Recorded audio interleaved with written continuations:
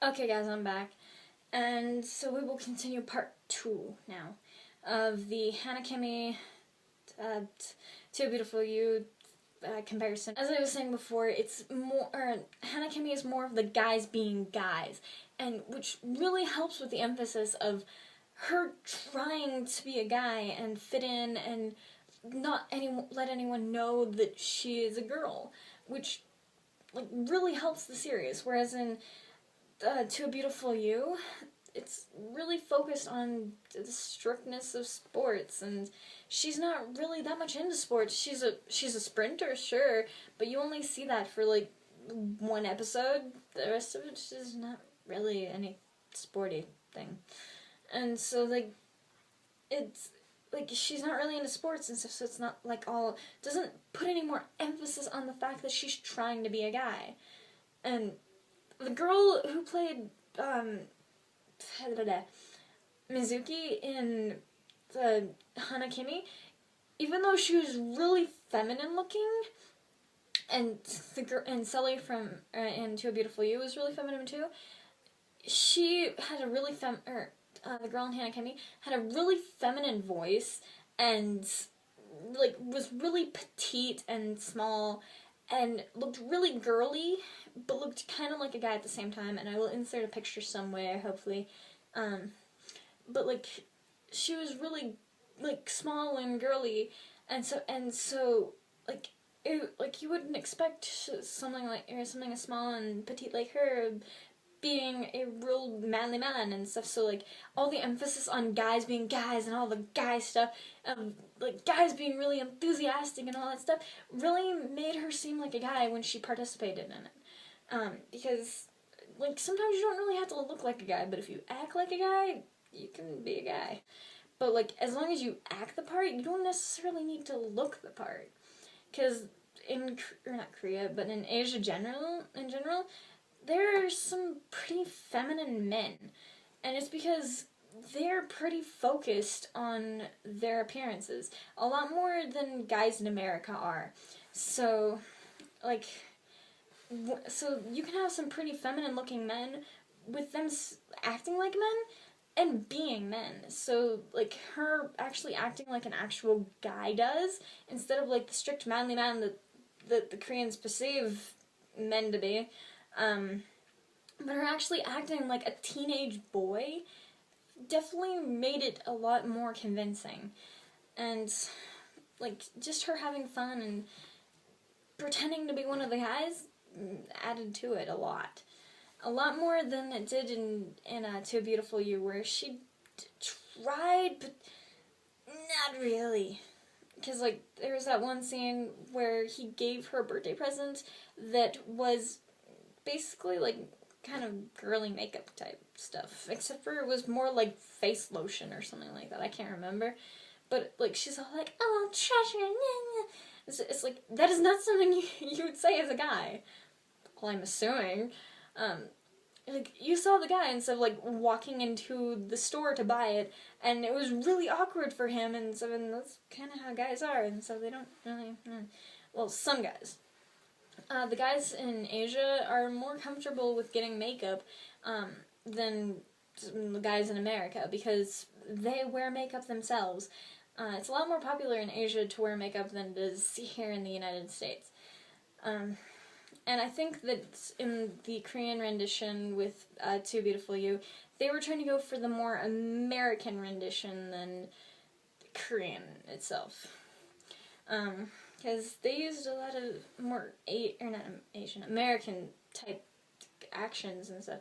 Let's move on to the next topic besides acting like a man, because I swear I could go on forever about that. I have to say, I kind of liked Hana Kimi better than I did To a Beautiful You, just because of the I want to say of the way that people told the story, because all the stuff in Hana Kimi, they kept stuff very simple but very nice, whereas in To a Beautiful You, they kept it very elegant.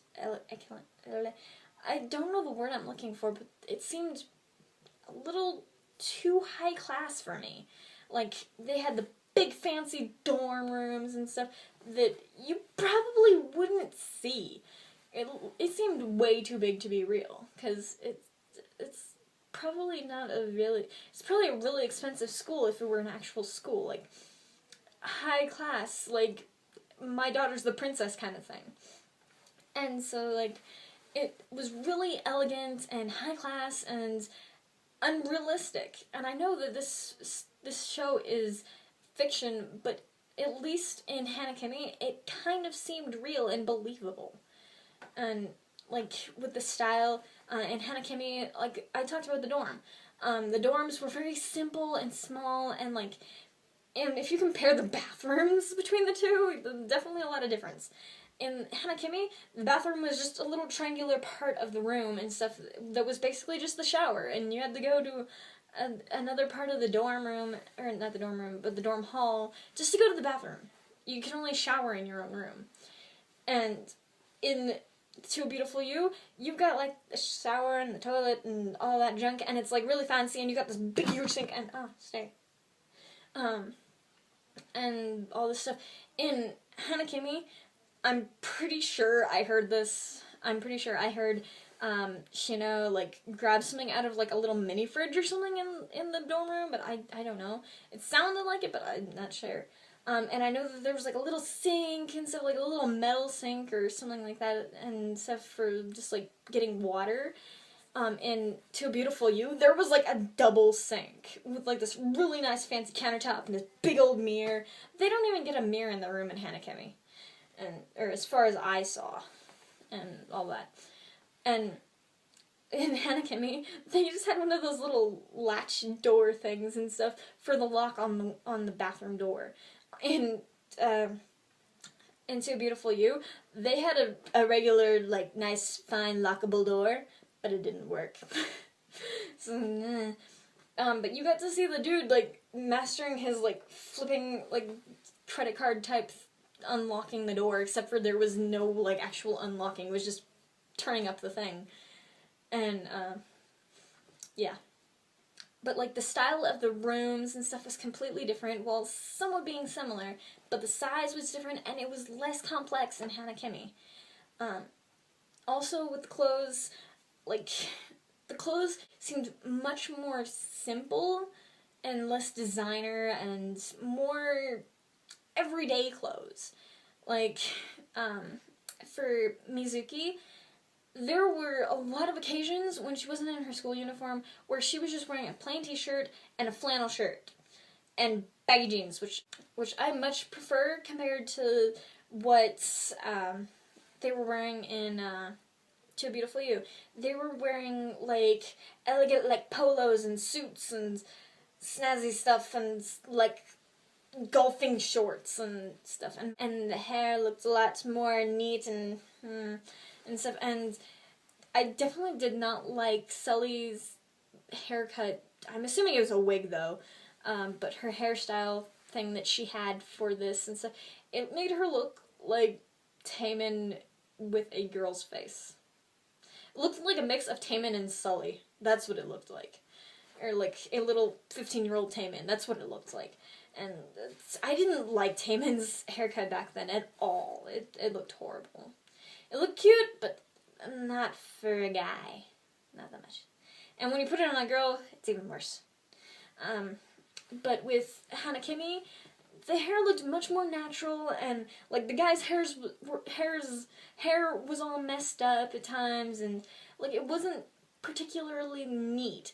And, like, you could see, like, where they were, like, messing with their hair, and they'd, like, go like that, and some of it'd, like poof out, and all of a sudden you could see that they probably did their own hair, and there was, like, that one part where the dude's hair just, like, and, like, you could tell that it was really natural looking.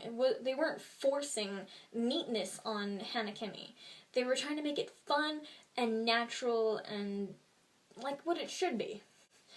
Whereas in To a Beautiful You, they made it very, like, high class and elegant and, like, I must act like a boy, and acting like a boy means I must like looking like a boy, which means shorts and But so the clothes are kind of different. Like, I don't even think once in Hana Kimi you ever see any of the guys, except for at the beach scene, I don't think you ever see them wearing shorts. And let alone fancy cargo shorts, or not cargo shorts, golf shorts.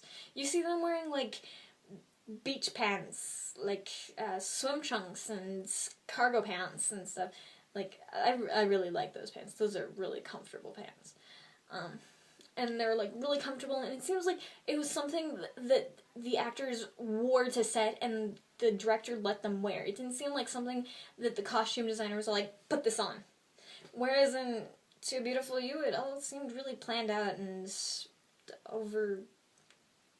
over-planned. Like, yeah.